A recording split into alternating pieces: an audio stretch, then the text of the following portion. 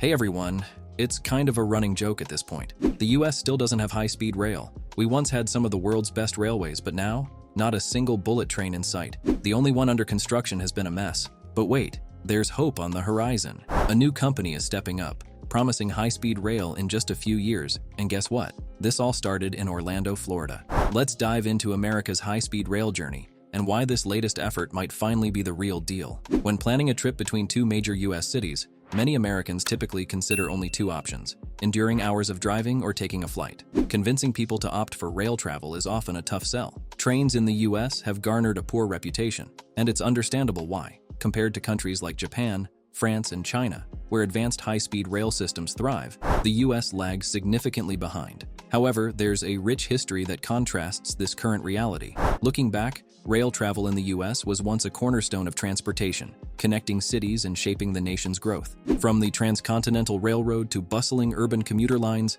trains played a vital role in American mobility. Despite the challenges and changes over the decades, there remains a nostalgic yearning and renewed interest in revitalizing and modernizing rail infrastructure to better serve the needs of contemporary travelers and reduce environmental impact. Almost 200 years ago, America's first railroads revolutionized transportation, creating one of the world's most advanced and extensive rail networks for over a century. However, the mid-1900s marked a turning point. The advent of the jet age enabled faster cross-country travel by air, while Americans embraced personal automobiles, leading to the development of the interstate highway system in the 1950s. By the 1960s, car travel had quadrupled since the mid-1940s, and air travel was booming. This shift profoundly impacted railroads, reducing their prominence in passenger travel. Despite these changes, freight transportation by rail remains crucial to the economy, transporting goods efficiently across the nation. Today, efforts to modernize rail infrastructure and promote high-speed rail initiatives reflect ongoing efforts to balance transportation needs between cars,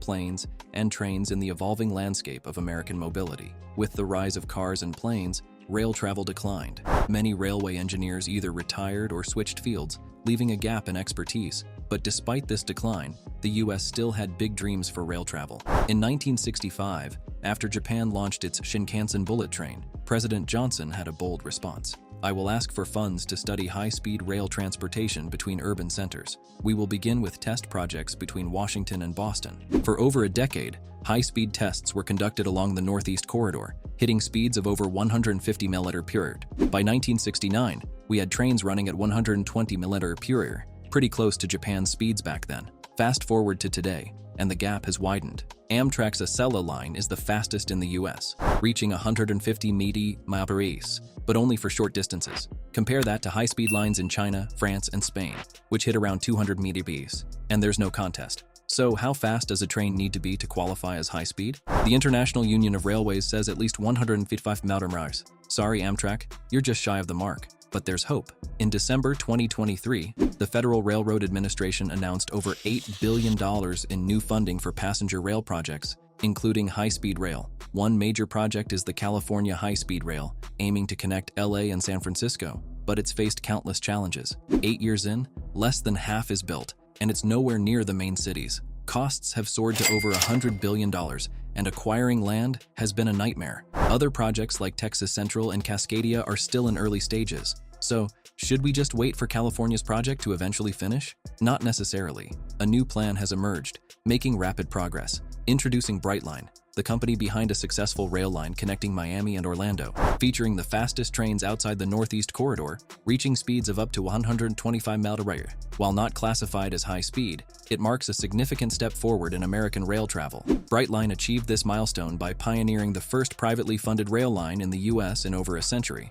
with a total investment of $6 billion. Securing backing from Wall Street enabled them to modernize existing tracks, enhancing safety and efficiency. This initiative underscores a renewed private sector interest in revitalizing rail infrastructure across the country. By leveraging innovative financing models and focusing on upgrading infrastructure, Brightline aims to provide a viable alternative to car and air travel in heavily trafficked corridors. Their success demonstrates the potential for private investment to complement public efforts in expanding and modernizing America's rail network, potentially setting a precedent for future high-speed rail developments. Brightline employed innovative construction techniques, such as box jacking, to install large concrete sections beneath roadways, facilitating the development of their rail line between Miami and Orlando. Operating largely on tracks owned by the Florida East Coast Railway, They capitalized on state policies enabling the use of right-of-way alongside highways for new rail lines. This strategic utilization of existing infrastructure and regulatory allowances streamlined the project's implementation and minimized environmental disruption. By leveraging these methods, Brightline not only enhanced efficiency, but also mitigated costs associated with acquiring new land for rail expansion.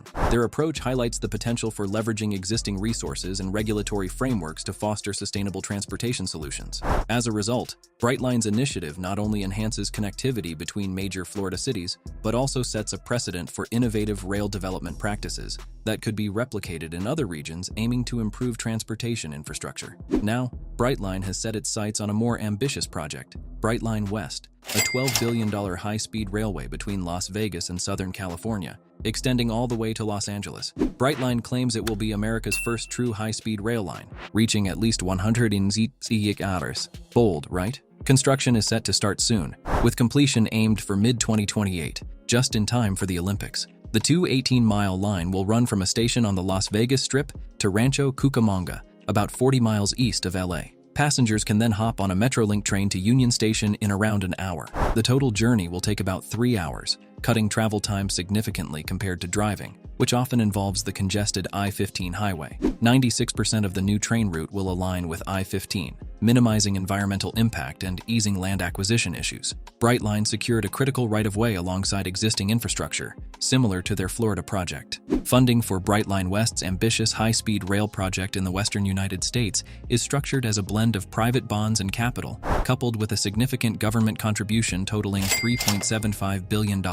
The project has already secured most of this funding, underlining a strong commitment from both private and public sectors to advance high-speed rail infrastructure in the region. Brightline West has received a substantial boost with a $25 million grant earmarked for design and initial construction phases. This financial support not only accelerates project planning, but also underscores governmental endorsement and investment in pioneering transportation solutions. Moreover, the project enjoys bipartisan backing from officials in the states involved, signaling a united effort to address regional transportation needs and promote sustainable mobility options. But there are still challenges ahead, particularly the Cajun Pass, with its steep grades. High-speed trains need flat ground, so they'll have to slow down through this section. Even so, Brightline West is on track to complete before the California high-speed rail. America's pursuit of high-speed rail has been a prolonged and often disheartening journey, leaving many skeptical about its feasibility. However, Brightline's triumph with the Miami to Orlando route has rekindled optimism. Now, they are embarking on a more ambitious endeavor in the western United States.